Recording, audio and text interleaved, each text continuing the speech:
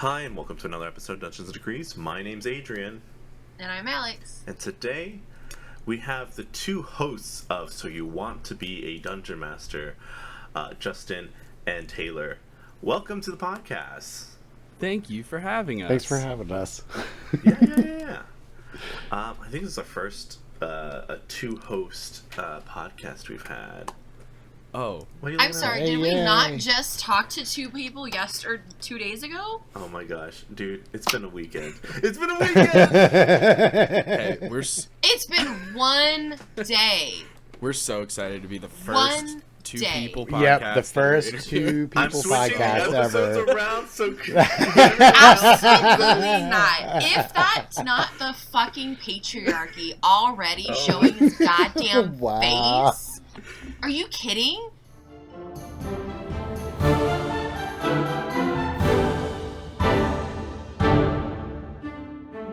Adrian, I've never been so disappointed in you in my entire life. Lisa and Sade are great. But they're women. No, and that's how not dare what I us mean. women try to talk about fucking TTRPGs. I'm tired. Listen, it was a long day. I took a nap. It was a long day? It was a long day? I have a job now. It's weird. By the way, this is how it usually goes. I get right. fucking bullied. That's fucking So- lying! You were lying! I cannot wait for you to edit this and then have to take my fucking volume down, and then you'll know, once again, fucking patriarchy. Because have fun. Taylor, I think we just stay out of this one, and we just kind of I agree. We're just going to back off, let them work on it. A bunch of We got some Yeah. internal discussions need to happen for a little bit. I'm so disappointed. Welcome to the podcast. The patriarchy full in force. Even though 50% of the hosts are female presenting, we're still strong here, for those of you know. So, no, she's gonna kill me! I'm sorry, Justin Taylor, y'all are not the first hosts that we have had simultaneously, but it's fine, because that was only Saturday, and what are days? Oh, time is weird weird. Yeah. Yeah. Mm-hmm. Yeah. We get it. So tell me, before I get killed, how y'all came to the idea of creating the podcast.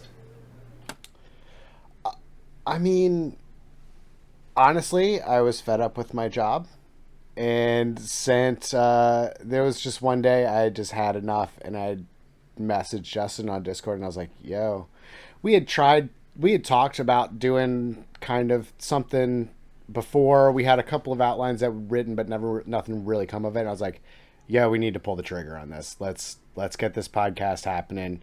And we got the first, I want to say we got 10 episodes done before we even considered going public with it, just to make sure that we could kind of get the rhythm down. And then, from then it's been just off to the races. Yeah.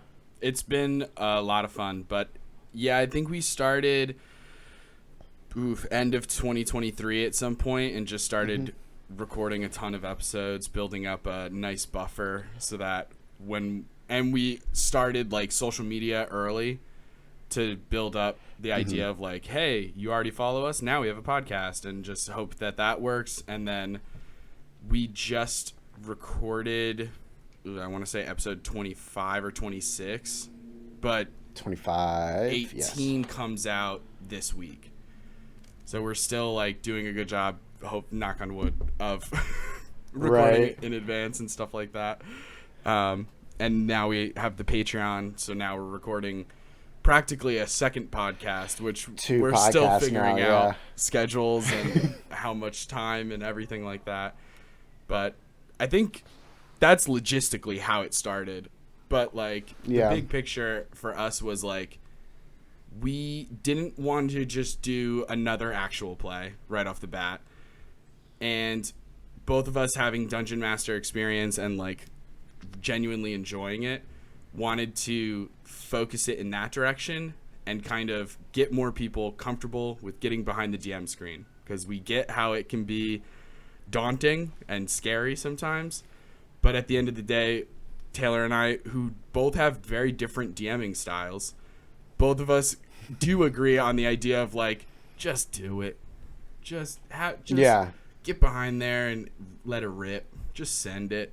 Like, what, you'll have a good time. Here are the basics, and you can go super far in depth with storytelling and role play and character voices and all this stuff, but you don't have to, right? And you'll still have fun.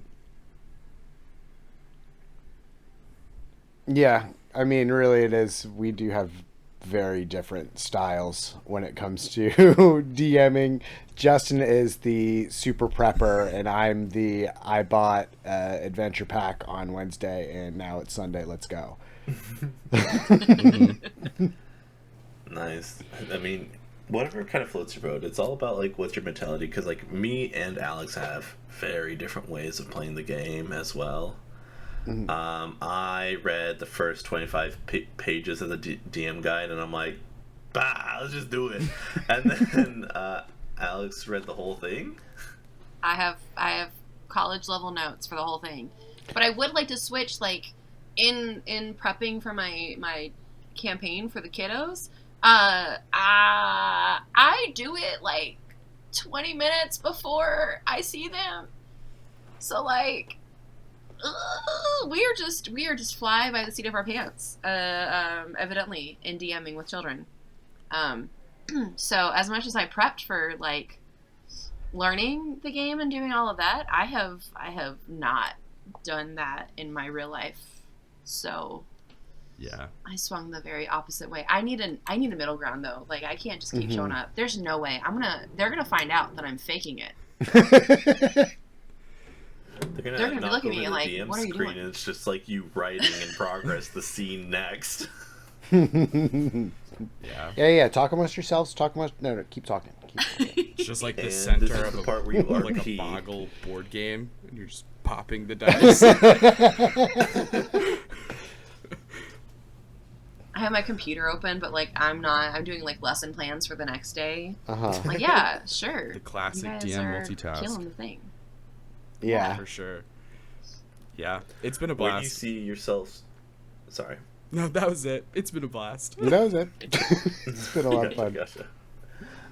Where do you see yourself moving from once you've kind of like covered, I guess, the basics? What do you want to get into next within the podcast? What a great question.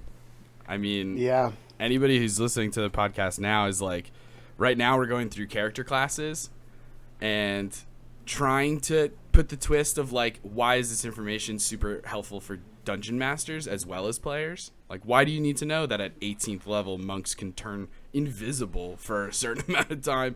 And it's because you can use that against your players. Have there be evil monks who turn invisible.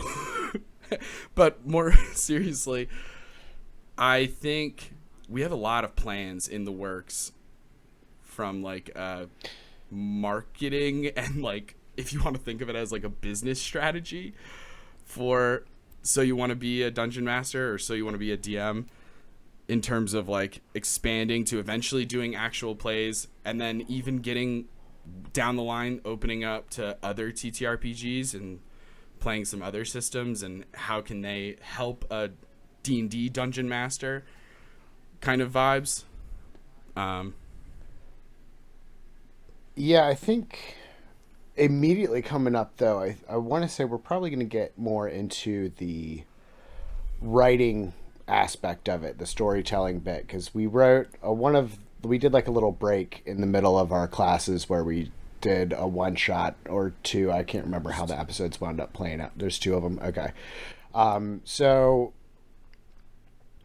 and that was a lot of fun. And I think our next kind of goal is going to be maybe doing like how to write a high level one shot, or, you know, how to kind of prep and get ready for doing a long run campaign.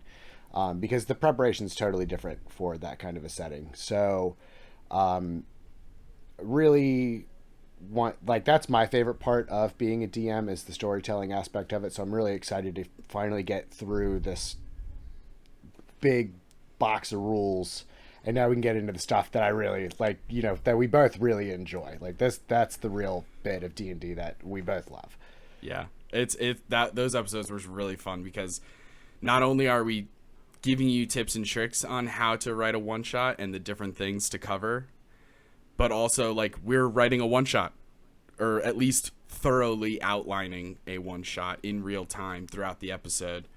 And one of them, a friend of ours on social media, like a mutual, those parasocial relationships, like somebody that I feel like I know really well. It was during the charity drive thing in January, and they had gotten one of our offers, like the pay this much or donate this much and we'll write you a custom one shot. And I reached out to them and asked if it was okay if we recorded a podcast while we did it. And that episode is coming out eventually, but it was a blast. So that we have that document like prepared and everything. I've run it with the person who donated. It was a ton of fun, and they came up with the concept of like a dragon is attacking a town, but it's not really a dragon. They just think it's a dragon, and that's kind of all we had to go off of. Yeah, that was, they gave us very loose like parameters for it, which is cool, but like it was interesting. Like they wanted it to be like like Justin said, like a dragon, but then you get up close to it and then it's maybe not a real dragon, maybe something else is going on there. And so planting those little seeds along the way of like figuring out where to drop the clues in the storyline as we're going along, because we have the big picture in our heads, but we want to kind of feed the players like, hey, as you're going along, be thinking about maybe this isn't, not so much a dragon. Maybe there's something else going on here that you got to get to the bottom of. And that whole aspect of it was so much fun. Do you,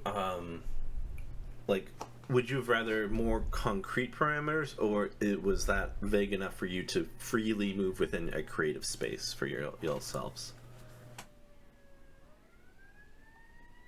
I like to bend stuff, so the concrete parameters I don't think would hinder me too much. Like, I would adhere to those parameters, but then, Find a loophole. There would be loopholes found. Yeah. Right. But, if the person who wants it is like says, okay, well, this has to happen in this story, then I will do everything I can to make that thing happen. But I'm also going to throw my little spice in there. Throw some spice in. My own personal magic. Yeah. 100%. Yeah. I agree. I mean, either way, I would have been, especially when they're donating to a good cause, like raising money for Doctors Without Borders. Hell yeah. As much constraint or not constraint, I don't care. You're donating, I'll do it. But like in a perfect world, I guess I'm kind of cool with either. I think I'm similar minded with Taylor, where like I'll find the loophole. I'll find a way to bend that constraint to my will. Not really. Yeah. But like we joke around on the podcast sometimes because Taylor as a player is a big like min-maxer and loves to sort of quote unquote break the game by finding all of the perfect little things. And I like doing that with story and lore. So like I'm the one who's like, I'm going to play a cleric who doesn't believe in any deities, or I'm going to invent dragons who work together in teams really well and they have a union, even though 5th edition lore says that can't happen. And all the little like, oh, Forgotten Realms says this. I'm absolutely doing the opposite because I said so.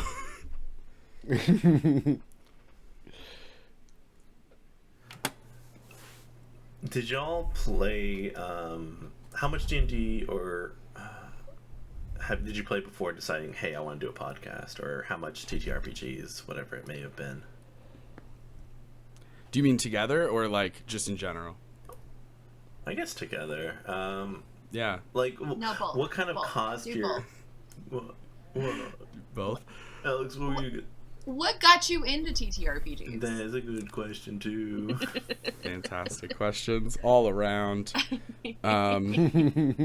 And I'll answer Alex's question first because fuck the patriarchy, but I guess it would have to be... There was a time in like high school when I was aware of D&D and tabletops, and I was like, even though I considered myself a big nerd, I was like, that is a step too far. Like, now we're crossing a line. I think I conflated it with LARPing, and I was like, I gotta dress up like a wizard now? I don't think so. And slowly, like, into college, was reading or listening to the audiobook. I'll be 100% honest. I was listening to the audiobook of Ready Player One, and they make there's a whole part about I see Alex shaking her head. Tomb of Annihilation. Listen. It's fine. It's fine. There's just a part. Listeners of the podcast that love the book club, they know I got feelings about Ready Player One, and it's fine. It's fine. I'm sure they're all valid and good, and I probably won't disagree with any of them. But at the time I listened to the book, the part that stuck out the most was just, oh, D&D is like the OG video game, except you can't save the game and redo it. You're not like in the power plant in Pokemon where you can just try for the Zapdos over and over again. Like, that's not possible. If you die, you die, and you're writing the story together and collaboratively, and it just really interested me. So then I went on Bing.com, I started binging things, and I was like, goodness gracious, this is amazing. I'm all about it. So now I need to immerse myself in this as much as possible. And that led me to like the stereotypical like Critical Role, Dimension 20 kind of things. And then it just started from there, but I was broke, so I couldn't buy an adventure module. So I was just like, I'll just write it. That's fine. I like writing anyway. Like, I'll just write it. And got connected through a friend of a friend at my work, met Taylor. We've been playing the same game for over 3.5 years, I think, and became friends and wanted to do a podcast. That's my side of the story. Mm-hmm.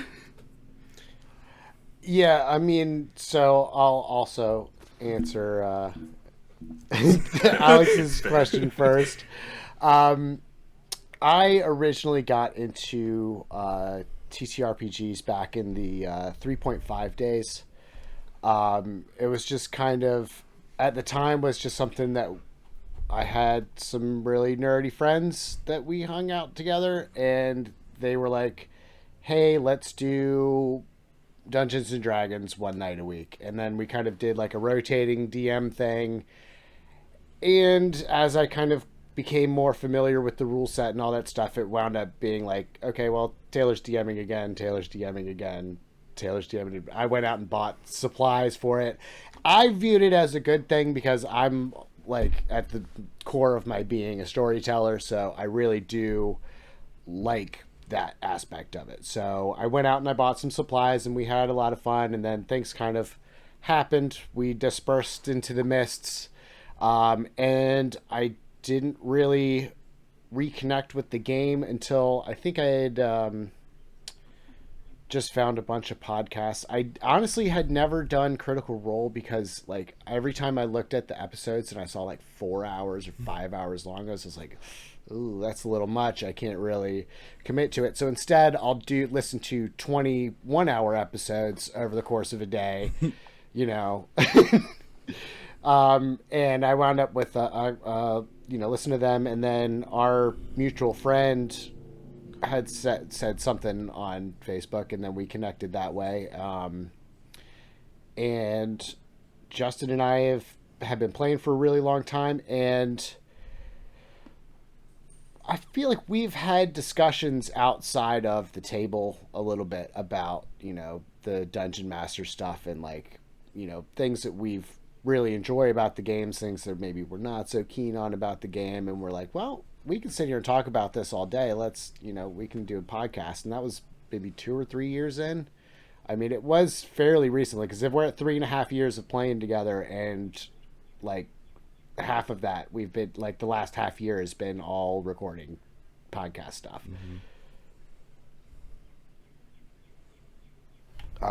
But yeah. Sorry, Adrian, did you have a question? I forgot. No, I didn't have just a question. okay, go ahead. Alex, you let me know. Because I'm sorry. I've done a grave sin, and I feel like a peasant amongst a queen. You must tell me what I must do. In the year of 2024, I would just hope you do better. Like, I can't wait. I can't wait to see In this climate? our friends panic about this. In this economy? In this economy, God. I guess what was y'all's first character? Oh boy, my very first character as a player was, I wanted to play a Furbolg barbarian, and the DM, this DM is riddled with red flags. It's like a freaking yacht club, I swear. But he refused because he was like, Furbolgs are nice. They can't have rage, and I was like, oh. That's so weird that you're limiting me. Okay, I get. And so then I just played a halfling rogue, arcane trickster, named Jethro Tull, and I spoke with a southern accent. And he was also weird about the subclass because it was like, well, what do you just learn magic randomly? Like, how does that? And I was like, I don't know, man. It's in the player's handbook. This is my first game. So it was an interesting situation. But I have used Jethro Tull as an enemy in the game with Taylor. That was a blast. High level arcane tricksters are badass. Disadvantage against spell saving throws. Hell yeah.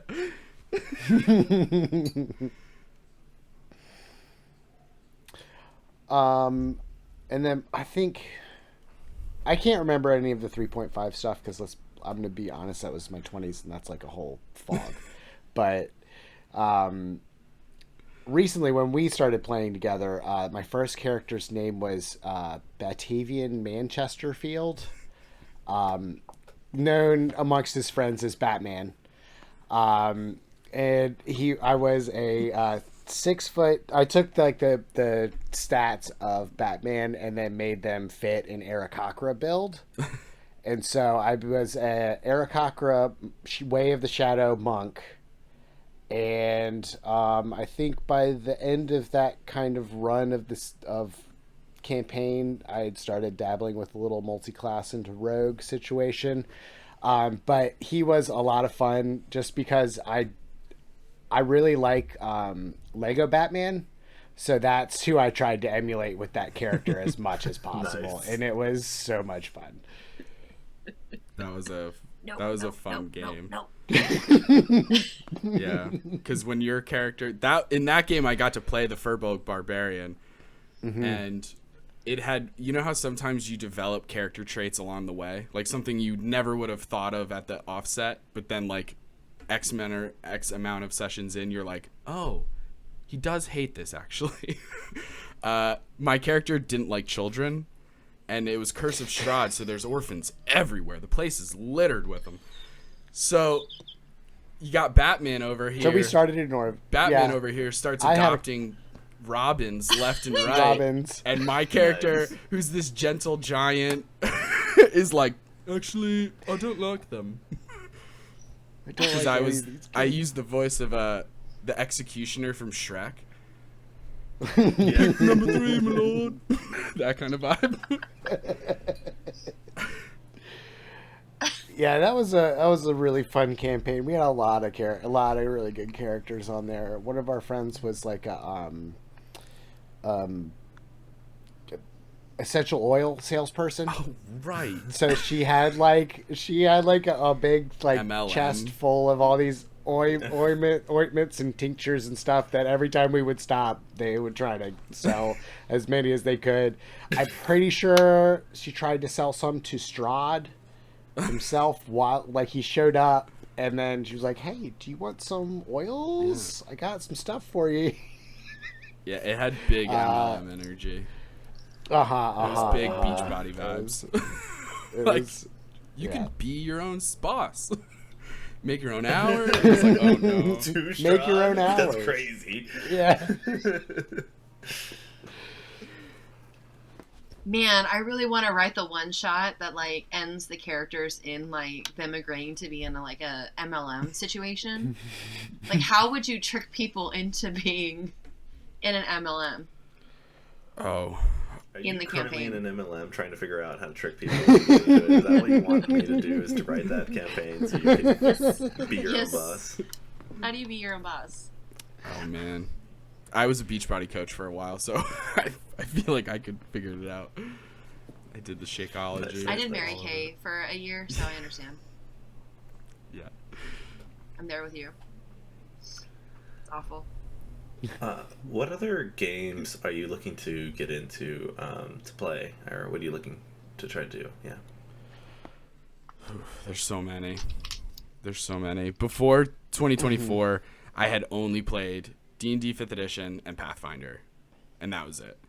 And I was like starting to get into that kind of dark place of being like, these two games can do everything, and I don't need any other games ever. Like, oh hey, I hear Call of Cthulhu is good.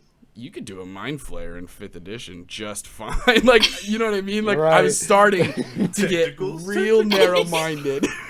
And then, thank gosh, 2024 comes around. I've now played like another 10 systems outside of just those two. So I've played Powered by the Apocalypse in a couple different games like Masks, the new generation superhero one. And I've played Definitely Wizards and like Werewolf Bake Sale, like 2 games where it's like 2 or 3 pages max of the entire rule book or whatever you want to call it. Yeah. Those games were so much fun. You only have 2 or 3 stats, and it's insanely simple. I had a blast with that. Monster of the Week was a really good time. I really, really enjoyed that a lot. But what I'm noticing is, like, it has so much more to do with, like, for me, it has so much more to do with, like, the players and the person running the game and, like, the vibes of that story. Do you know what I mean? Like, even when I play Pathfinder, I'll be straight up. If I didn't have a good table and a good GM, I probably would have bowed out by now. If it was even like a little bit not as good as it is, I probably would have been like, this is almost too crunchy for me. I don't there's a billion spells. There's too many spells. I don't need it. Oh, I gained another level? Well, I gotta look through the hundreds of the feats and stuff like that. All kinds of stuff, yeah. But so I've played a bunch of games that I'm playing in Call of Cthulhu later this week, or maybe next week, and I'm really looking forward to it. I'm playing a femme fatale. Nice. I'm really excited. See, that's how you're a girl's girl. Oh, heck yeah. That's how you become a girl's girl. Adrian, take note. Justin's doing it for you. Yep. There's a text message that went to another group chat during this that says, hey, by the way, Adrian's not a girl's girl. So I've been in the time within we started this, I am being attacked on multiple fronts. I am not okay. I need to go find a therapist.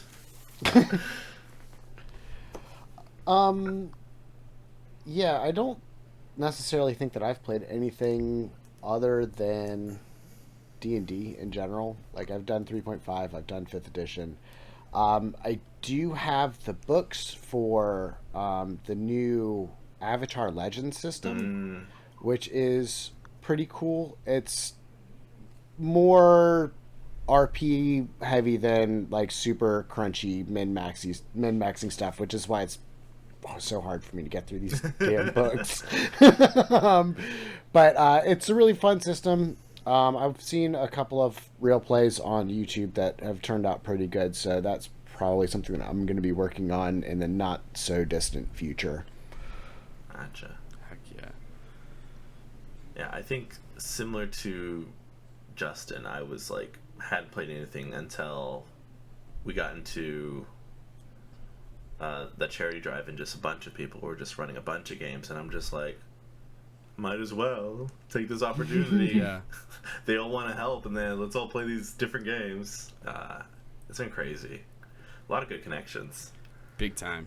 Yeah, I met a ton of people through that charity drive, and still play games with them all the time. I think I have like 4 games set up with even footing games like 4 guest spot streams or whatever. Like 4 different systems too. Holy crap. Yeah. I did the Monty Python system with them. That's insane. That game is wild. Yeah, there's a bunch. It's a lot of fun. I think Taylor and I are also starting to very slowly behind the scenes come up with some of our own games.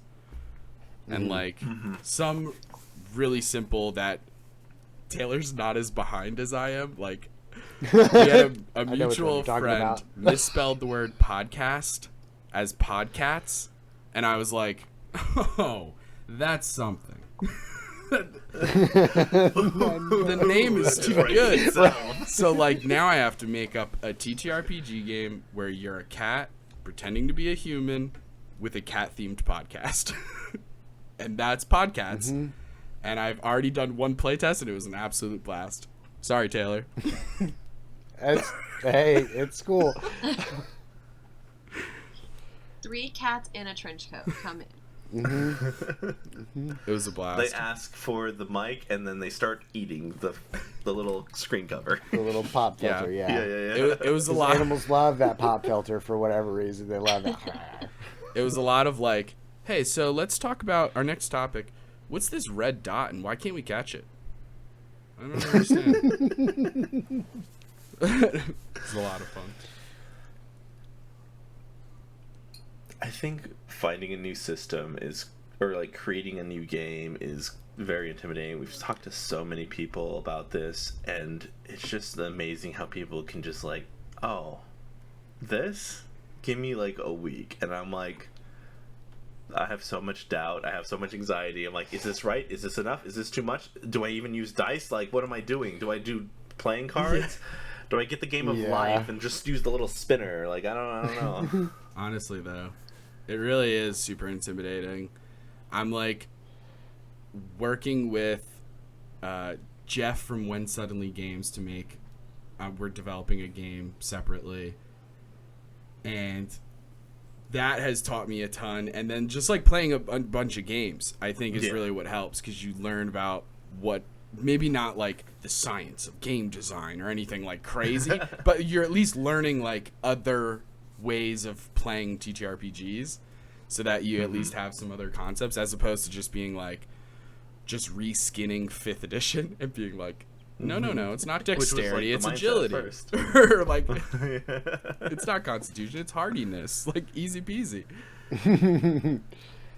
I do like a lot of the on Dimension 20 they have like a couple of different off D&D systems that they use. Like the ones for the Mentopolis. I really like that system. That was a lot of cool. That was cool. That was a really cool one. Yeah.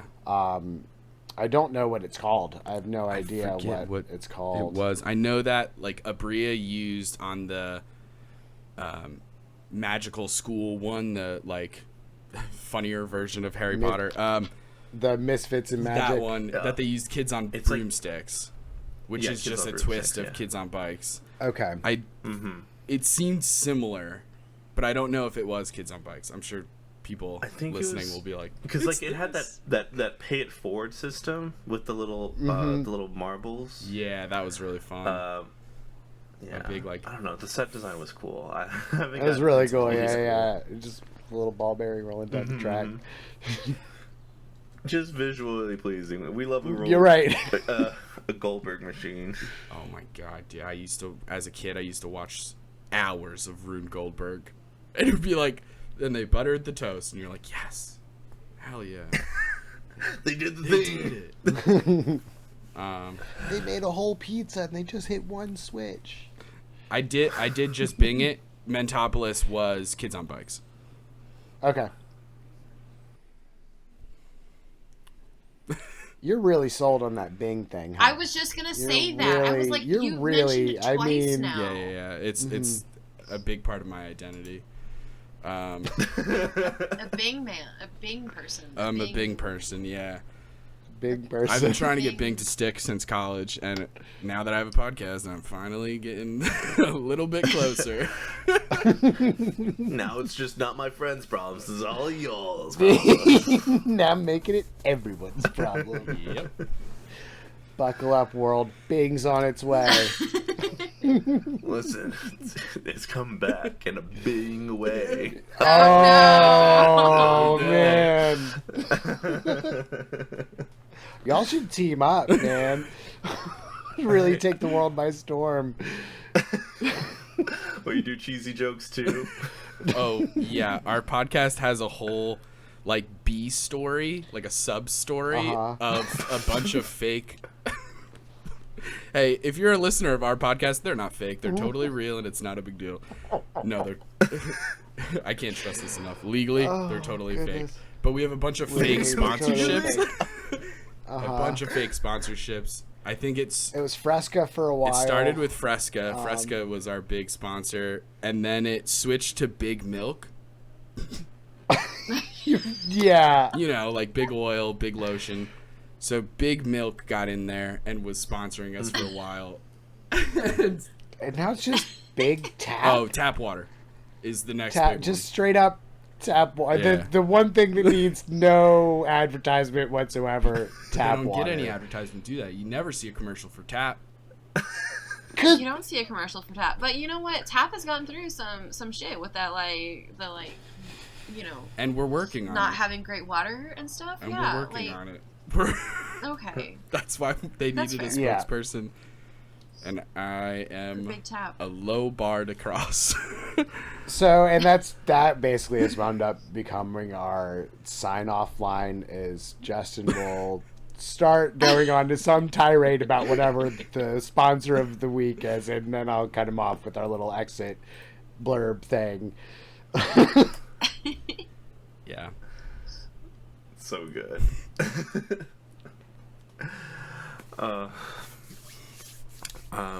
What about what's your next sponsorship, and how can I get involved?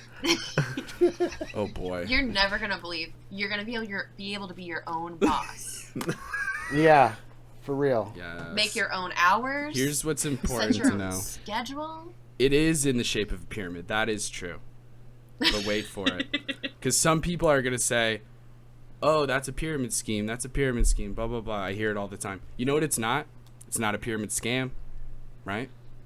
So think about that. Big Tap coming to a store near you. But probably not, because that's not how Big Tap works. Yeah, exactly. It's already there. That's so good. It's already there. I think I'm in a game coming up with you, Justin. So I can't wait. I think so. I think we are in a game. I forget which one it is. I've signed up for so many games because like I need more ideas. I need more inspiration. Yep. Because I mean right now I'm running Frost Maiden, Rhyme with Frost Okay. Maiden, and I have one player who already read through it. So I need more things that are not in the book to throw in it, because that's how I've usually done my modules, is to throw a lot of stuff and mix things up in order for them to feel fresh to players that have either kind of know about the story or have already played the story. So Yeah, definitely. Gotta play different people so I understand their way of playing, and then kind of adopt things from their ideas into my game, because these guys aren't watching everything I do. They got their own lives. Right. Yeah, definitely. Like, ooh, that's mine. Ooh, that's mine now. Heck yeah. I'm a big fan of, for like any Arctic setting, the Bjor Hag. The Bjor Oh, Hag? Yeah, give it yeah. a bing. My goodness, the Bjor Hag. Hold up, I BH. gotta Google Bing real quick, BH. and then I'll be there. BHEUR, I believe. Bjor Hag. Not only do they look terrifying, but they have like some high level cold spells. And just even just as like an inspiration point, the lore that D&D has written about them is very, very interesting and cool. And they have an ability called Maddening Feast, which is gross. Cool. That's so... We've gone against one of those, right? Yeah. Yeah. Recently. Pretty recently. It was like right around level 5. Because you guys were near Tribor. That was a Yeah, while I ago. remember. Okay. because you guys were catching up to where I was in the writing process. So I was like, crap.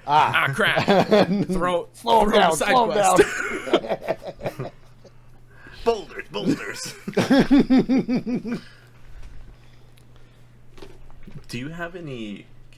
I guess you've talked about like having a DM with red flags. Do you have any horror stories from that? Yeah, definitely.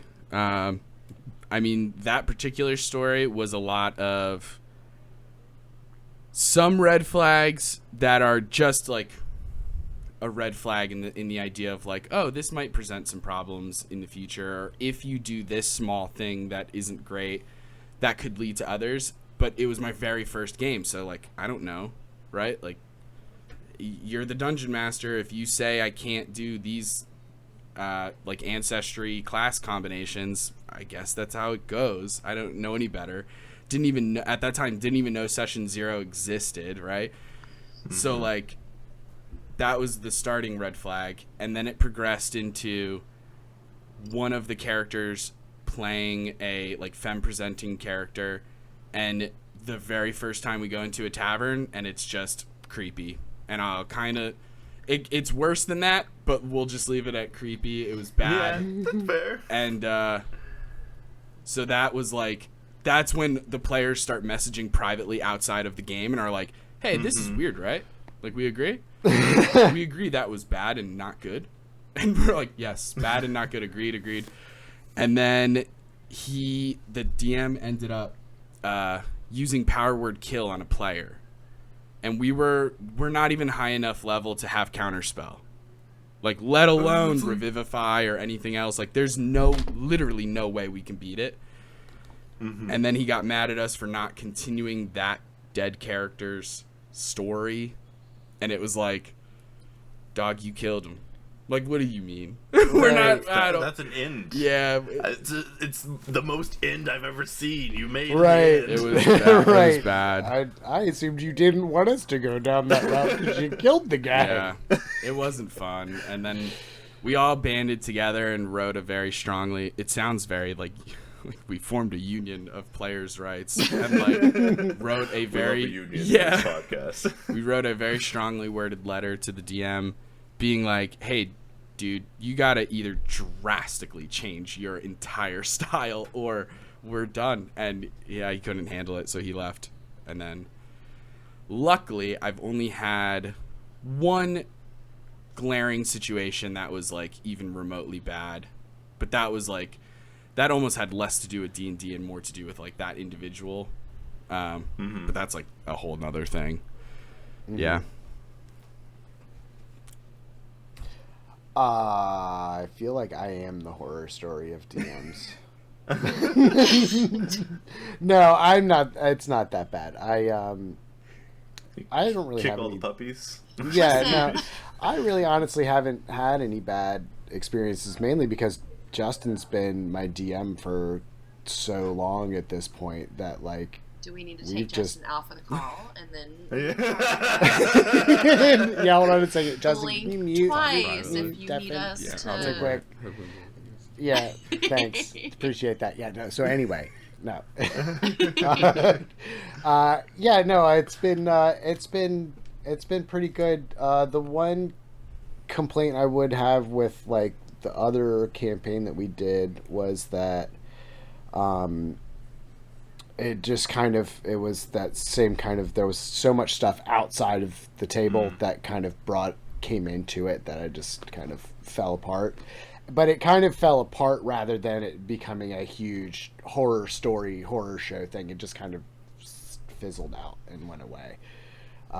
Which is, I guess, probably the best possible way that could turn out in my mind. But yeah, I mean, I've been lucky so far. Yeah, fingers really crossed. So far, so good. Do you feel like that's kind of influenced, like, you're hyper aware of those things, that's how you know, find out if someone's a bad DM, like you see those red flags now and you're like, I need to stop this now? That's a really good question.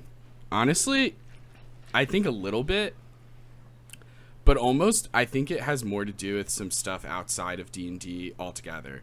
Like, oh wow, like I came out as bi and non-binary in my 30s, so like that, like coming out that late and like discovering yourself, I think, at least in my experience, like that late in the game, I just became like hypersensitive to stuff of like different things and like other people's feelings and like how things were presented and stuff like that, and like tone and all these little tiny things. So I guess I've just always been like really cognizant of that, and also like having sort of a people pleaser mentality of being like, oh my god, the last thing I want to do is offend you even a little bit. I'll die if I do that. Please tell me if I'm going in the wrong direction. So yeah, I think that's really influenced me just trying to be really careful with everything and just making sure I'm not like trudging up somebody's trauma or like doing something in an offensive, or like, because I think it's important, the whole like the difference between like your intention and like how things are taken. So like I could have the best intentions all day, but I still don't want it to like be perceived in a shitty way. Like I recognize I'm white as hell, so there are some I love doing voices and accents. There are some I just don't do, and it's not because I couldn't like maybe practice and get like authentic. It's just like, nah, I just don't do it actually. Like it doesn't matter how good you can do it. There's a million other ways to do this than doing that. Makes sense. I think that it's very hard to kind of like see that as a DM, because a lot of times players are just like, oh, this sort of like power dynamic. They don't say anything at first. So like what I like to do is just always like, hey, if you got anything to say, you can say it to me. Here's the DMs. If you don't feel comfortable, you can talk to another player and they can send it to me anonymously, because I get it. Because I used to be that player who didn't say anything. So true. Yeah. Setting up some kind of safety tools or like means of communication and like maintaining the word approachability to me has like real serious corporateness in my head because of just like being in sales for a long time. But maintaining an air of like approachability, or at least trying to, because you're absolutely right. There's like an inherent power dynamic when you're the DM or GM. And the last thing that I want as a DM is for that power dynamic to cause people to not have a good time, when all it would honestly take is somebody coming to me and saying, hey, I've got a problem with this. And I'm like, cool, I will not do that ever again. I am so sorry.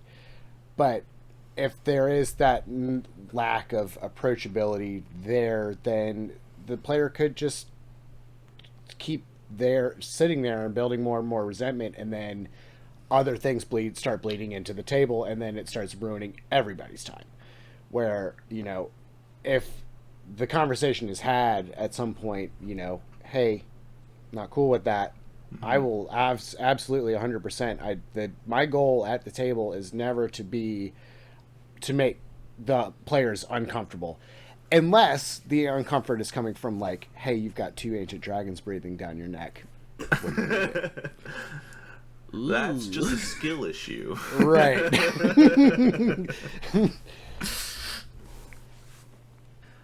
I think that it is important to always be cognizant of that. Anyways, Alex, do you do anything with the children? Because you have the teacher angle and the DM angle. I think working with kids, you've got to be there needs to be a little more railroading. That tracks. They need to be they need the bumpers up. I did have immediately like their quest giver, the person that they needed to actually like go and meet and talk to. The children tried to murder immediately. So we did have to have conversations that maybe not everybody is an enemy and not everybody is trying to kill you. So, it's interesting giving them the parameters. Like, they've never seen D&D. They don't really play fantasy games. They don't really immerse themselves, maybe as much as we do. Like, they haven't read Ready Player One. They don't watch Lord of the Rings. So they don't have that, like, innate background knowledge that I think a lot of people who are looking for Dungeons and Dragons or any sort of TTRPGs, they don't, like, it's not pre-programmed. Really, they had their super amazing, awesome, talented art teacher say, hey, do you want to be in a secret club that I can't have everybody in? And they were like, yes, say less. And so I handed out little scrolls that were all like, and so they really had no idea what they were doing. Yeah. That's amazing. But I chose kids that, like, in my class don't talk. I chose the kids that they look like they need some sort of community. And because of our conversations through this podcast and the community that we've somehow managed to be a part of and build, I knew that would be beneficial for those particular students. So sometimes, on the other hand, as much as I want to be free with them, they do need a little more structure. But also, they really just want to describe murdering people, and I don't know what to do with that information. Children are murder hobos. I mean... We did play last game, or last session. I was not prepared. They were also, like, half of them showed up 15 minutes late, and I was like, we really can't do this in 45 minutes. And so they we played The Witch is Dead, but I did not give them the actual rules because you cannot just hand a piece of paper with a bunch of fucks written on it. But they absolutely enjoyed, like, ripping this witch hunter's, like, eyes out and trying to cut his Achilles, and it was wild. The children were feral. Wow. That's incredible. And you said you did off camera. You said preschool. You do? I do. No, I'm joking. You're right. Off camera.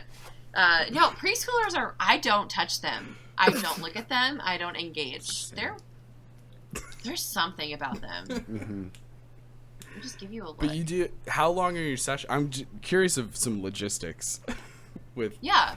I imagine, because I used to do social media management and stuff for, like, a swim school, and that's about as much experience with kids as I have. But, like, I remember attention spans being pretty big when it comes to kids and how much you can actually get away with. And, like, before it's just like, oh, pure chaos now. Never mind. Life-saving skills over. Let's just play with toys. The clickety. So I have one student that is very apparently neurodivergent, like unable to sit in his chair, and like gets up and like plays with the stuff around the classroom. We don't do the club in my art room. We do it in one of my co-teachers' rooms, and he has nothing in that space, so distractions are limited. But my sweet baby just, like, runs around. I had to get him a dice tray because he was just, like, clacking the dice on the table. And, of course, like, it's that type of table that's, like, the dice just go roll. Yeah, they roll forever. So he had to get, like, that contained. But I get them after school for about an hour and a half. So we get a solid... Would they get snack, and then they sit down and we talk about everything. It's probably like an hour 15 hour. And are you doing more like a single campaign with like an overarching connected story, or like one shots essentially? So actually I got a grant from Adopt a Classroom. Wizards of the Coast gave away like a classroom pack for classrooms. Yeah, so I got Dragons of Stormwreck Island, the entire module, and then I got like the player's manual, the DM guide. I got the Candle Keep Mysteries. I think I got something else too. And then I got the super fancy, none of the shit that you would ever buy for yourself because you're like, I don't need that. I'm just going to make them out of like cardboard pieces. I'm pulling it up on I have a picture of it. So okay, what did I get? I got the starter set, right, for the Stormwreck Island. I got the Essentials kit. I got a monster manual on top of that. And then I got the Terrain campaign case. And I got the other campaign case. The one, like, the two things you don't... I haven't used them. They sit on my... Because I don't know what to do with them. Like, I know. Yep. I've never used them. Half of the D&D that I do play is online. Same. Mm-hmm. Yeah. Same. My wallet and bank account are so happy that I play online because the amount of money I would spend on minis and maps and I'd probably get into 3D printing, I hear, is big. Like, thank God. My wallet already hates all my dice. Yep. That's a fun. Yeah, I like the accessories. The accessories are huge. You know what I found out the hard way? I got a dice tower because I was like dice accessories, and I was like, I need a dice tower and all this different stuff. I'm not a big fan. I'll say it here live on this pod. Not a big fan of dice towers. I want to roll it myself into a dice tray. Something about leaving... This makes no sense mathematically. Leaving it up to these random pieces of wood to bounce off of, I'm like, I don't know. Taylor and I also... No, I feel you. We've already had discussions on the statistics of dice rolls, and it just... There's no logic can be applied to it. Let's get Adrian and Alex's input on this. See where they stand. Yeah. When you guys roll like a D20 like advantage, do you roll 2D20 once or 1D20 twice? 2D20 once because I have more power in my hand. That's the right answer. Well, let's. It depends on the vibe. So if I'm playing here, okay, right? If we're playing online, I used to roll in the D&D and Beyond. Like I was like, that's easy. Like just do it there. I don't like that. Like I don't like it through the computer. If I have 2D20 sitting in front of me and I feel like they're the energies of them vibe, I'll roll both of those. Mm-hmm. I also have dyscalculia, so looking and remembering numbers, like I need somebody else to do that. So I'll roll 2d20 more often than not. As I look at, I had to like literally pull out my dice to look at them. And then, but once again, they're like, I've got the little tiny green. It's a vibe. The green is a vibe. All right. It's not my fault. It's just, I just stuck around. Okay? Yeah. I get it. I am also part purple girl, so there's like a lot of obscene purple things. But like my tiny baby dice is my favorite, so I will roll this more than I do with the pretty one. But I'll usually roll them. I roll them together as the very long answer to a very short question. And I got a 19 and a 16, so there you go. There you go. So I'm alone, is what I'm hearing. Yeah, 100%. You knew you were when you brought the question up. I roll one D20 twice. You roll them. Oh, okay. And it's because, for some reason, math doesn't support me on this. No amount of statistics or science backs me up, but it feels like I have a better chance of rolling one good number if I roll the same dice twice. Interesting. I'm cursed no matter what. I always roll horribly when I DM. It is just like I can give them the hardest battle, but all of a sudden, nothing above a 10, and I still got a plus 10, and it's just like, bing, bing, bing. It doesn't hit my AC. I'm like, cool. I'll wait 6 turns, and then I'll just go again, you know? Yep. Sounds like our game. It is like our game, but I roll pretty well. It's because this guy and another player have resting ACs in the 20s, and then with shield spell 26, baby. and all this other stuff, it gets up to a 26 or a 30. I have a wizard with a 30 AC with shield spell. Is it a So it's what's the spell sword? no Sorcerer? the blade singer or whatever. Blade singer. No, it's first level. It's multi-class, first level fighter, so you get all the armor proficiencies. Oh, there we go. Yeah. And then it's a war wizard. So when you concentrate on a spell, +2 to AC, and then shield spells +5, so that's +7. So it goes from 23 to.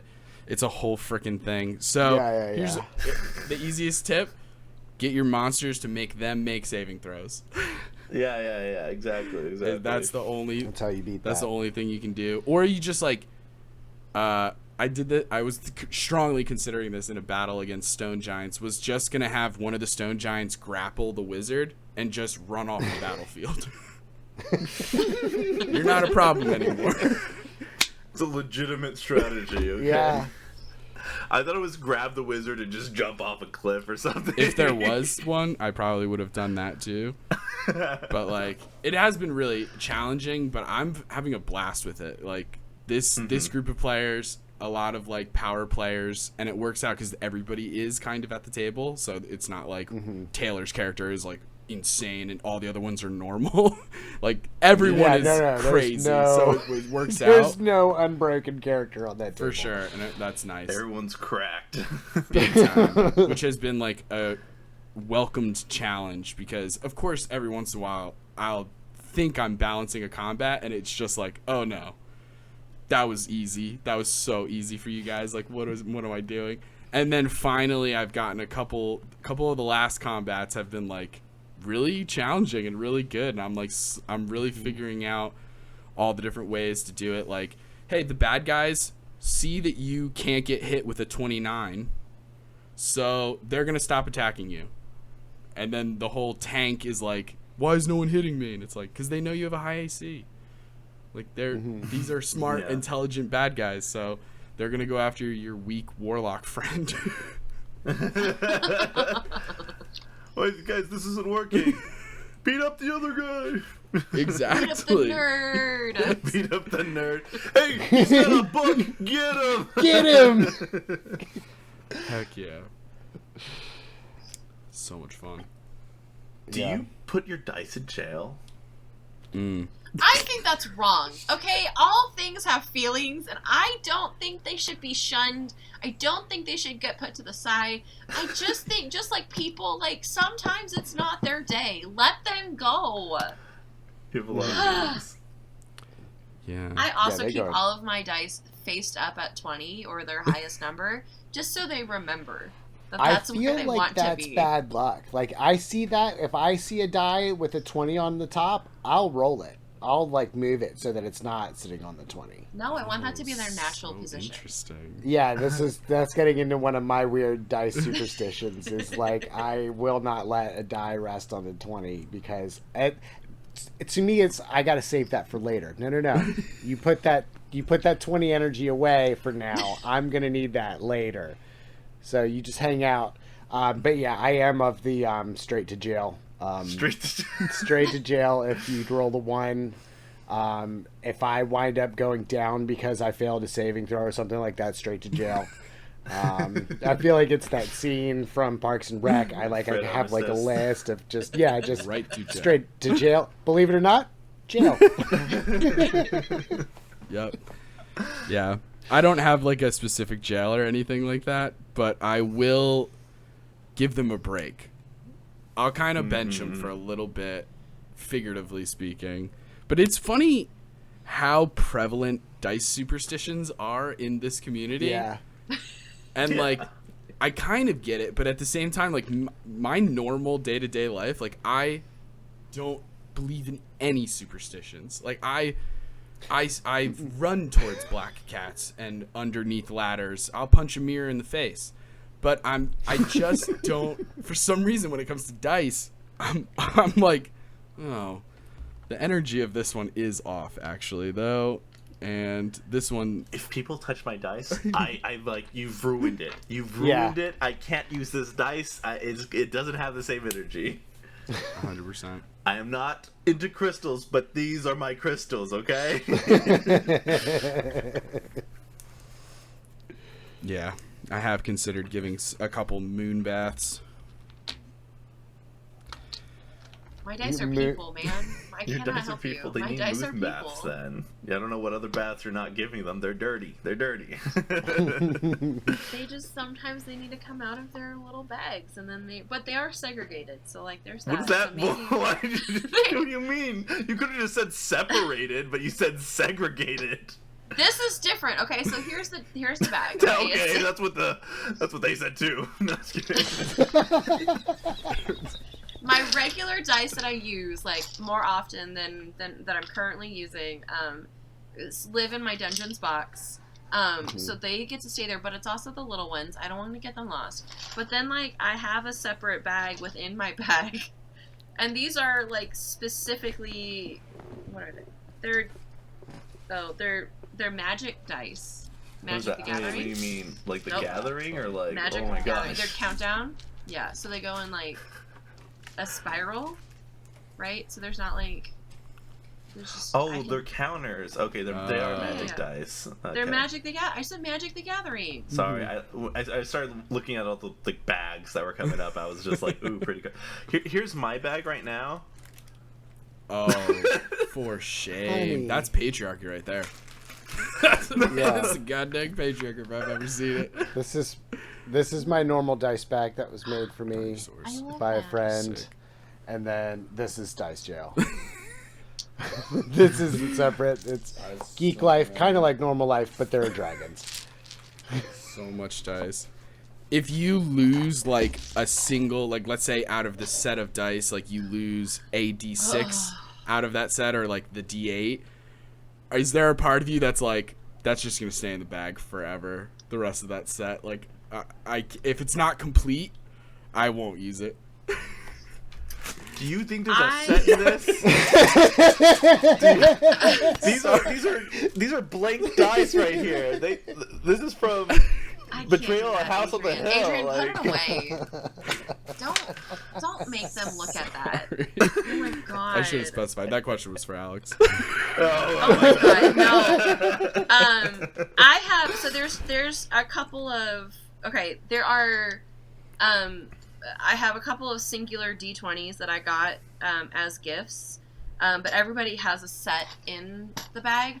My school dice, I bought one of those big ass bags of just die that you would get on the Amazons, and I was confident because I feel like I dropped them all in there and they all came in their little separate bags, and so I dropped them in their bag, and then they had this magical ceremony where they put their fingers in the bag and they pulled out one of the dice, and whatever dice they got that like whole entire set, because I was like, look, it's just supposed to be the way it is. But I found out that not all of the sets were complete. Oh no! And so it drives me crazy that the kids don't have one full entire set. They don't give any fucks. They don't even care. They don't even know. So for me in my bag, all of the dice, they have their families. I used to obsessively check them too. So this may be a little bit of the tism showing up. Like, I like to stack my clacks together and then make sure they're all. Yeah. Mm-hmm. So if you also too, dear listener, like to do that with your toys, maybe don't take the Reds R. Just know in your heart of hearts, you're one of us. Yeah. Maybe get a weighted blanket and some coping mechanisms. Yeah. Taylor and I talk about that a ton. Like just certain like little habits where we're like, do you think that's one of them? Probably. That's probably it sounds like it might be. No, just me? I guess. You know what? No, fuck me. No. I've been playing with these little these magnetic balls. I don't enjoy playing these in any other way than when they're perfectly aligned and all I can do is close it and I can open it. Do you think that's the tism? Is that Feels It's like it. It's a love of structure. I don't. I mean, it's not that. It's not that. Oh boy. Hey, you're not alone. Alex, It's fine. You right? I have a therapy appointment on Friday. We'll talk about it then. It'll be great. It'll be fine. Hey, I know, I am. It told me I have more tism than I thought. The therapist is just like, yeah. One of the few times you should listen to the internet. Right. They're right. They're correct. Yikes. Thanks, TikTok, for not just stealing my information, Seriously. but instead. God, every other Letting me day is figure out like what's wrong. TikTok's like, Yeah. hey, do you do this thing all the time? And I'm like, yeah. Everyone does, Yeah. I'm pretty sure. And they're like, then you might Yeah, have no, they X, don't. Y, and Z. And I'm like, oh. Eye-opening. Huge. Unexpected. A lot of things make a lot more sense now.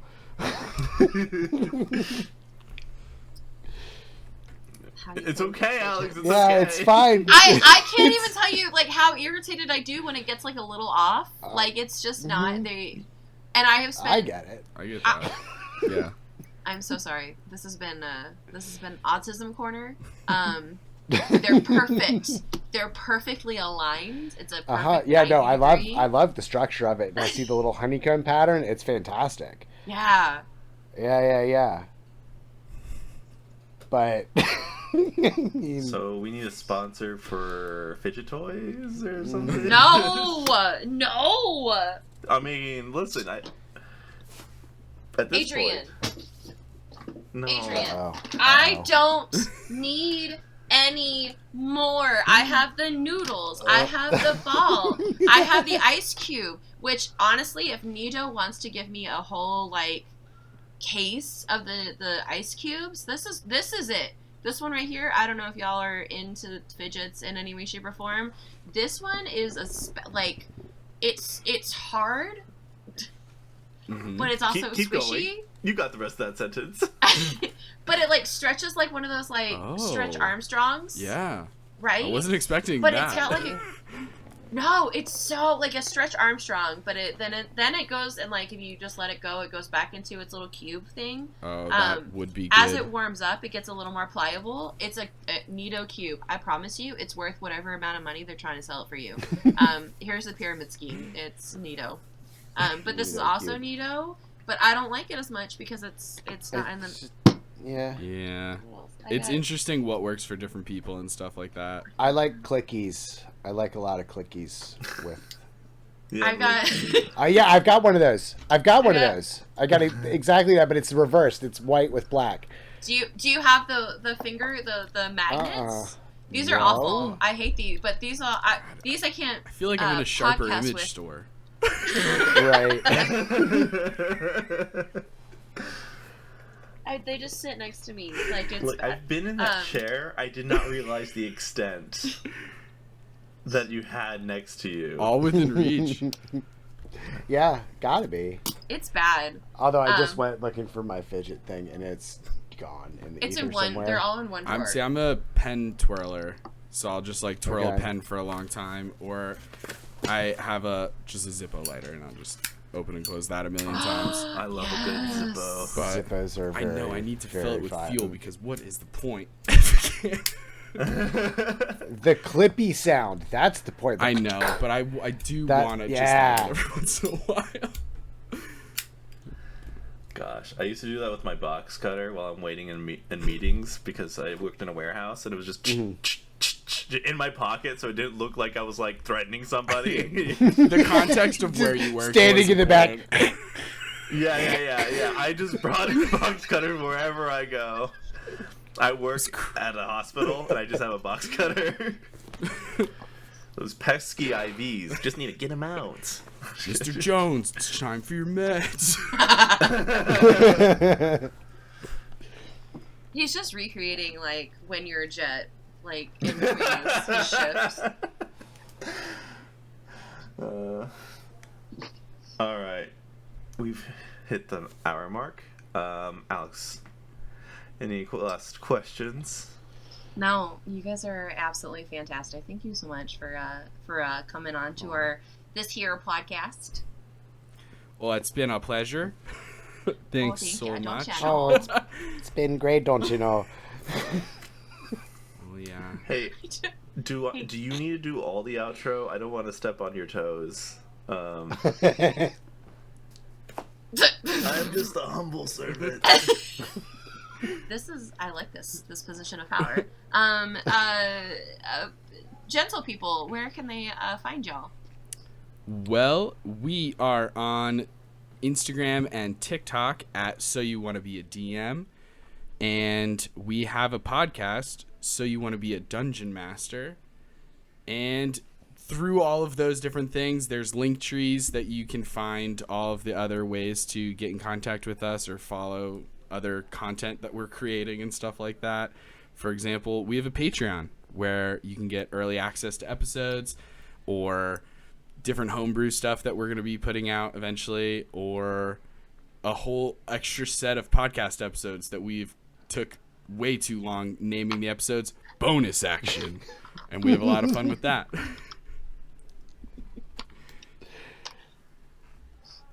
Yeah. Straight to the point. I love that. Listen. Taylor, I can see that you're a man of a lot of words. Me? Yeah. 100%. Absolutely. The talker. The hand over the mouth, sitting here like this, trying not to make a fool of myself. Yeah. Oh my God, never. I just pulled out all my fidgets for the entire internet. I do love fidgets. Well, dear listener, thank you so much for joining us on another episode of Dungeons and Degrees. You can find us wherever pods are cast, so be sure to rate, subscribe, do anything you need to get this podcast out. Send us to your friends, your loved ones, your enemies. Rate and review only 5 stars.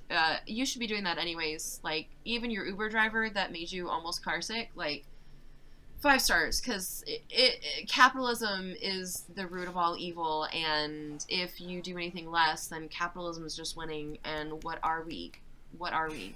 Happy Tax Day to those who celebrate. Oh, I gotta finish that today. Please do that today. Not time of recording. Time of recording, do it. If you're listening to this podcast in the future, you are late. Big Daddy Government is going to come for you. Probably not, honestly, though. Who are you in this grand scheme of things? Just kidding. You are... this has gone too far. I apologize. The power Adrian has given to me has gone straight to my head, even though this is my everyday part. This is my part. Not Adrian's part. It's now in my head. Once again, thank you so much for listening. My name is Adrian. And I'm Alex, Queen Alex. And I'm Justin. I'm Taylor. Go have some fun. Have some fun. No, it's my part.